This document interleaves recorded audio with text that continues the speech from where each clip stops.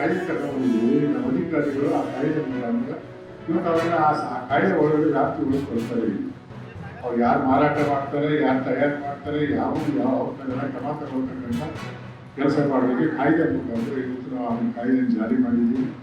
ನಾವು ಯಾರ್ಯಾರೀಗ ನಮ್ಮ ಬೆಳವಣಿಗೆ ಕೊಡ್ತಕ್ಕಂಥ ಆರೋಪಗಳನ್ನು ತಯಾರು ಮಾಡ್ತಾರೆ ಅವ್ರನ್ನ ಅಧಿಕಾರಿಗಳು ಹೋಗಿ ಎಲ್ಲಬೇಕಾದ್ರೂ ಹೋಗಿ ಒಂದು ಸಂಖ್ಯೆ ಅವ್ರನ್ನ ಆ ಪದಾರ್ಥವನ್ನು ಪರೀಕ್ಷೆ ಮಾಡಿ ಅದು ಉತ್ತಮವಾಗಿದೆಯಾ, ಗುಣಮಟ್ಟದ್ದಾಗಿದೆಯಾ, ಅದಕ್ಕೆ ಮಿಕ್ಸ್ ಮಾಡ್ತಾರೆ, ಇದೆಲ್ಲ ಕರೆಕ್ಟಾಗಿ ಅಂತೇಳಿ ನಾನು ನೋಡ್ತಕ್ಕಂಥ ಒಂದು ಕಾಯ್ದೆಯನ್ನು ಜಾರಿ ಮಾಡಿದ್ದೀವಿ.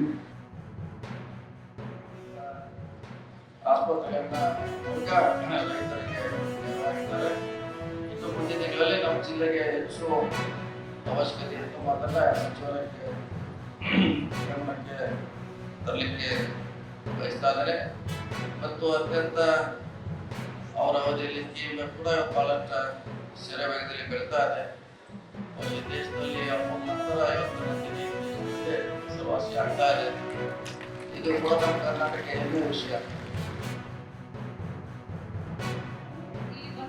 ಎಲ್ಲ ಮಹಿಳೆಯರಿಗೆ ಇಷ್ಟೇ ಹೇಳಲಿಕ್ಕೆ ಬಯಸ್ತಾರೆ.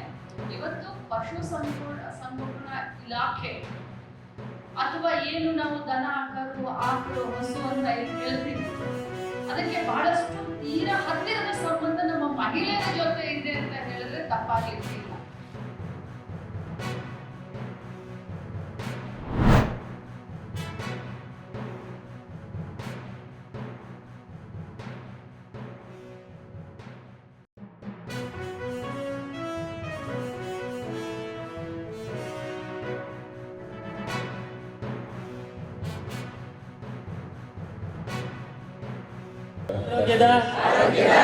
ನನ್ನ ಮನೆಯ ಕಸವನ್ನು ಪರಿಸರ ಸ್ನೇಹಿ ಕೈಚೀಲ ವಸ್ತುಗಳನ್ನು ಪ್ಲಾಸ್ಟಿಕ್ ತ್ಯಾಜ್ಯ ಮುಕ್ತ ಗ್ರಾಮಗಳನ್ನಾಗಿ ರೂಪಿಸಲು ಈ ಎಲ್ಲಾ ಕ್ರಮಗಳನ್ನು ಪಾಲಿಸುವ ಸಹಕರಿಸುತ್ತೇನೆ.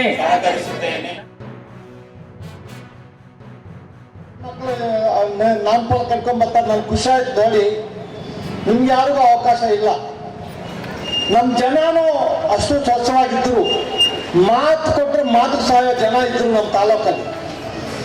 ಇವಾಗ ಏನಾಗಿದೆ ತಾಲೂಕು ಅಂತಲ್ಲ, ಈ ವಿದ್ಯಾವಂತರು ಜಾಸ್ತಿ ಆಗಿದ್ದಾರೆ. ಸ್ವಾತಂತ್ರ್ಯ ಬರೋಕ್ಕೆ ಮೊದಲು 18% ಇತ್ತು, ಇವಾಗ 80-90% ಇದ್ದೀವಿ. ನಾವೆಲ್ಲ ವಿದ್ಯಾವಂತರು ಆಗಿದ್ದೀವಿ.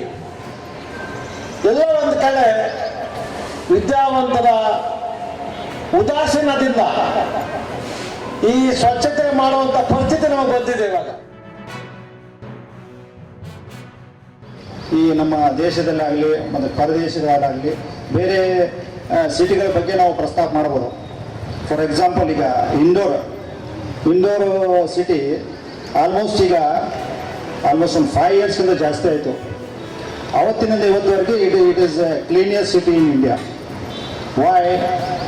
ಯಾಕಂದರೆ ಬರೀ ಅಲ್ಲಿ ಸರ್ಕಾರ ಮಾತ್ರ ಕೆಲಸ ಮಾಡ್ತಾ ಇಲ್ಲ, ಅಲ್ಲಿ ಜನರು ಕೂಡ ಅದರಲ್ಲಿ ಭಾಗವಹಿಸ್ತಾ ಆಗ್ತಾ ಇದ್ದಾರೆ.